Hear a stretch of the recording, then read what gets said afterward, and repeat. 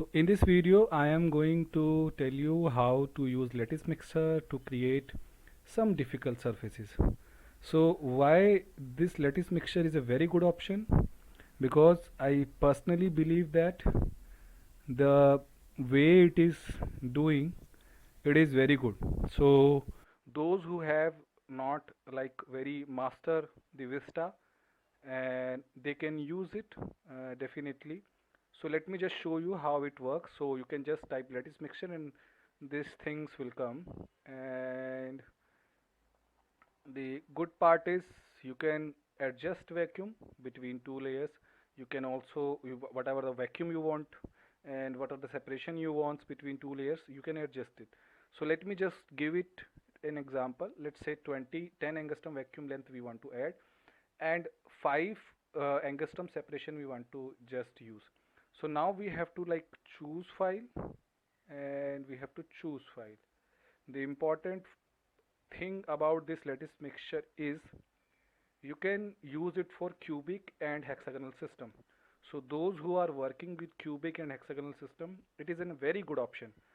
So please just watch this video right till the end. So in the previous files I have already, in the previous video I have already created the mono layers.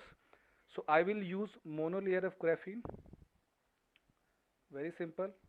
And by the way, it will work with VAS input, so there is no then we have to select the contact. So I will just use hexagonal because I feel graphene is an hexagonal system. Another system we can just make, and we can use mono layer of BN. And now contact surface is again hexagonal. Let me just go to, and then we can submit it. So now preview will come. So preview, we can see, now we can see like 2 atoms, 12 atoms, 16 atoms. So we will see just lattice mismatch with the 12 atom. So if we can see this, we can zoom it out, plus we can zoom it out. So good part is we have like created this. So there is a one thing which I personally don't feel that that's why it is not a very popular option, because it uses some token, number of tokens. So if you download one file, you will lose your one token. uh, you can also go for a paid option, but uh, those who just wanted to create structure, you can use this option. So let me just download it, and yes, I want to download it. So heterostructures have been downloaded, and I want to just download it somewhere in my file. Let me just make it to the download option. I will just make an heterostructure and I will save it, and I will just open a Vista file or Vista software.